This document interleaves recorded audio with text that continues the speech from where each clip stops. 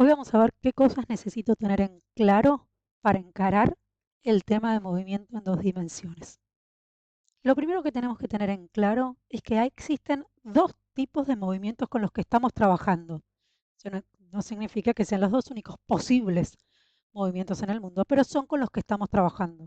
Uno denominado MRU y el otro MRV. MRU es movimiento rectilíneo uniforme, MRV es movimiento rectilíneo uniformemente variado. Si quieren profundizar en cada uno de estos movimientos, les dejaré material en Classroom. En términos generales, estos dos movimientos se describen a través de las siguientes ecuaciones. ¿Qué significa que se describen a través de las siguientes ecuaciones? Que se relacionan las variables entre sí. Vemos acá que la variable posición X, que la llamamos X, se relaciona con el tiempo. ¿Cómo a través de esta ecuación? La posición para determinado instante t es igual a la posición inicial más la velocidad inicial por el tiempo. En MRU, lo particular es que esta velocidad permanece constante. Esta velocidad es la misma velocidad en todo el transcurso del movimiento y se define como la variación de la posición, lo que denominamos desplazamiento o la diferencia entre dos puntos de posición dividido un intervalo de tiempo. En MRV lo que tenemos son tres variables, dos variables dependientes que son la posición y la velocidad y una variable independiente que es el tiempo. Entonces, la posición se relaciona con el tiempo a través de esta ecuación que dice que la posición en determinado momento es igual a la posición inicial más la velocidad inicial por el tiempo transcurrido más un medio de la aceleración por el tiempo transcurrido al cuadrado. Y que la velocidad instantánea, o sea, la velocidad en cada instante, va a depender de la velocidad inicial más la aceleración por el tiempo. Por supuesto que también se define la aceleración como la variación de velocidad en el tiempo. Esto significa que una vez establecidas las ecuaciones para un movimiento dado, esa ecuación no cambia. Los valores que voy tomando en esta ecuación no cambian. ¿Está bien? La velocidad inicial que tiene el móvil es una y única. Y la analizo, la reconozco en ese instante inicial. Sí, después sube, baja, avanza, retrocede, lo que sea, pero inicialmente la velocidad tiene una dirección y un sentido. Si es una velocidad oblicua, ya vamos a ver lo que pasa. Si es una velocidad vertical, ya vamos a ver lo que pasa. Si es una velocidad horizontal, tiene que ver más con lo que está sucediendo acá. Dentro de lo que es el movimiento rectilíneo uniforme MRV, vimos el caso particular del movimiento en el eje Y, en el eje vertical. En este caso, en general, vimos cuerpos moviéndose en forma libre. Eso significa que la única fuerza que está actuando es la fuerza peso. No están siendo impulsados, no están siendo acelerados por ninguna otra fuerza externa, ni por una fuerza de rozamiento, ni por una fricción, ni por un viento, nada. ¿Está bien? Entonces el cuerpo está libre y en ese caso se da que el valor de la aceleración es la gravedad, teniendo en cuenta que llamamos al suelo el 0 metros en altura. Si la gravedad apunta hacia el suelo, vamos a decir que la gravedad tiene un valor de menos 10 metros sobre segundos al cuadrado. En estos casos particulares de movimiento en el eje Y, podemos visualizar como dos tipos que son parte de lo mismo en realidad, que es la caída libre por un lado y el otro el tiro vertical general. La caída libre asume, que la velocidad inicial en ese eje es de 0 metros sobre segundos, o sea que empieza en cero y a medida que va siendo afectado por la gravedad es acelerado y va adquiriendo cada vez una velocidad mayor hasta llegar al suelo. En cambio, el tiro vertical general asume que la componente que la componente de la velocidad puede ser un valor que puede ser positivo, negativo o lo que fuera. ¿Cuándo va a ser positivo? Cuando inicialmente el objeto es tirado hacia arriba. La velocidad inicial acá es positiva. ¿Cuándo es negativo? Cuando yo arrojo, tiro, está bien, no es que suelto, sino que tiro, arrojo el objeto y le doy yo una velocidad inicial. En este caso es negativa. ¿Por qué? Y porque si yo llamo el suelo el 0 metros, cuando yo me alejo del cero, lo hago con una velocidad positiva. Cuando me acerco al suelo, lo hago con una velocidad negativa. ¿Qué va a pasar de acá en más? Bueno, de acá en más después lo verá la velocidad instantánea. Y sí voy a ver que si en determinado instante estoy subiendo, la velocidad debe ser positiva. Y si en determinado instante la velocidad está bajando, si el cuerpo está bajando, la velocidad va a ser negativa. Pero inicialmente es esta situación o esta situación, que dependerá lo que está diciendo el ejercicio. Antes de continuar y de meternos de lleno con el movimiento en dos dimensiones, recordemos una cosa importante. ¿Por qué un objeto deja de subir? ¿Por qué un objeto deja de subir? ¿O hasta cuándo un objeto sube? Un objeto sube en tanto y en cuanto tenga velocidad para moverse. Por lo tanto, va a dejar de subir cuando la velocidad en determinado instante, que lo voy a llamar de altura máxima, sea igual a 0 metros sobre segundo. En este instante el objeto deja de subir. Eso significa que yo puedo ir a la ecuación de la velocidad instantánea y encontrar cuánto tarda en perder toda su velocidad, o sea, cuánto tarda en llegar a la altura máxima. Y ahora sí nos metemos en el movimiento en dos dimensiones.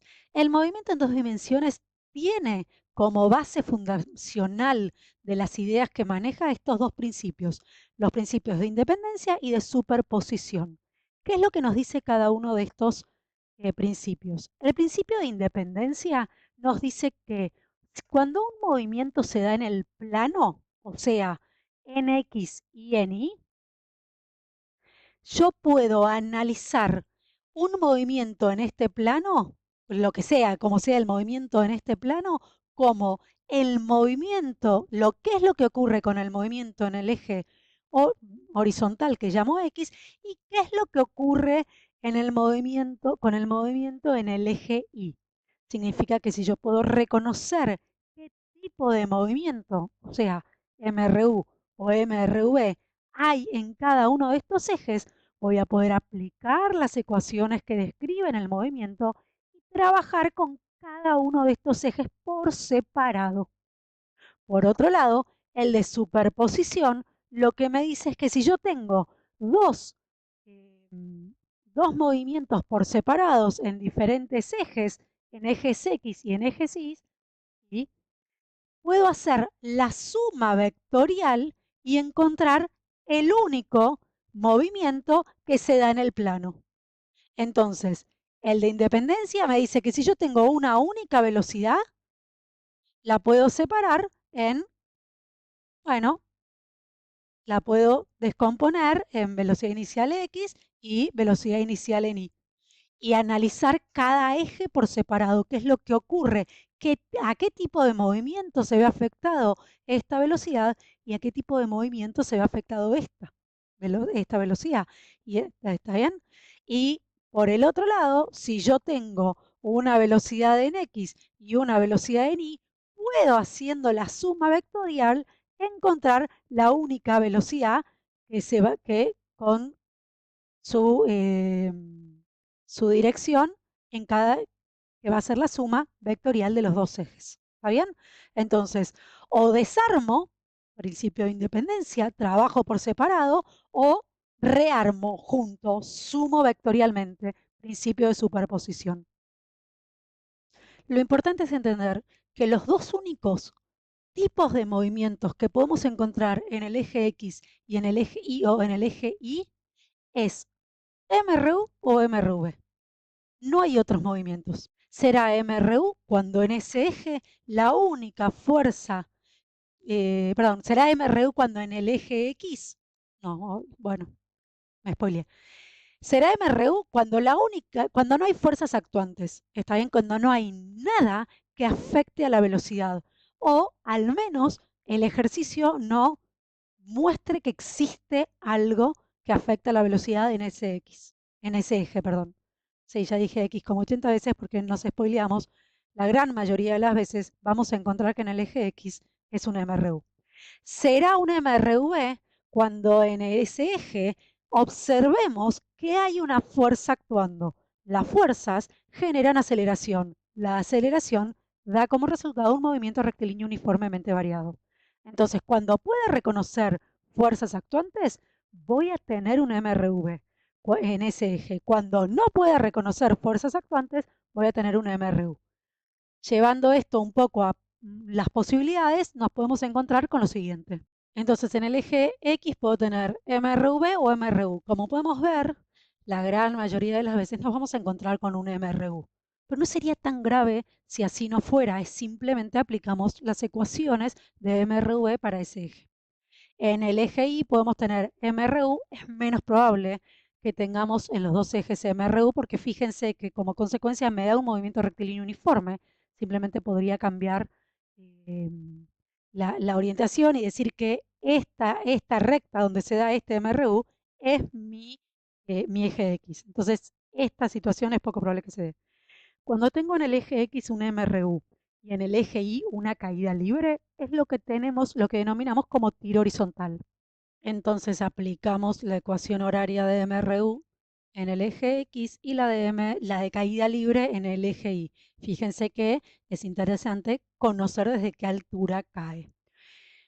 En este caso, como estoy en un movimiento en dos dimensiones, la velocidad tendrá componentes en cada uno de estos ejes. En el eje X permanecerá constante, o sea que en todo momento la velocidad va a tener el valor de la velocidad inicial en X, y en Y empezará en cero e irá aumentando a medida que pase el tiempo según esta ecuación. Entonces, en el caso de un movimiento rectilíneo uniforme y un tiro vertical, que por supuesto todo objeto que sube en algún momento cae, entonces tiro vertical supone que va para arriba y después baja, o sea, queda libre, pero se analiza todo desde una única ecuación.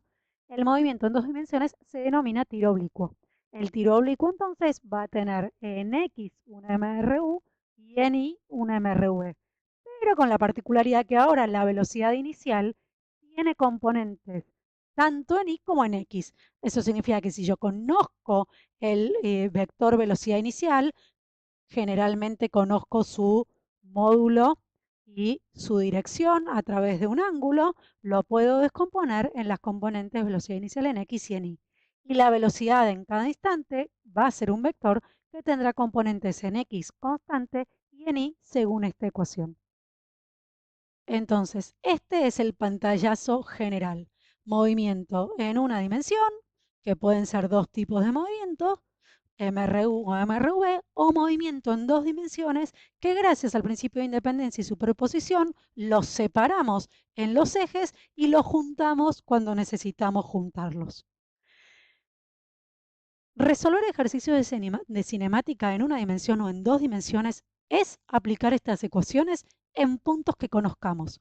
Cada punto en movimiento en dos dimensiones, cada punto que lo voy a llamar punto, no sé, H, no, punto F, no, al final tampoco le quiero dar un nombre cualquiera, punto A, el punto A, en el punto A yo voy a poder reconocer un tiempo que va a tener el valor tiempo A, una posición horizontal XA, una posición vertical IA, una velocidad A en X, una velocidad A en Y. Con esto voy a poder encontrar el vector velocidad A que va a tener una dirección en ese instante que voy a llamarla A.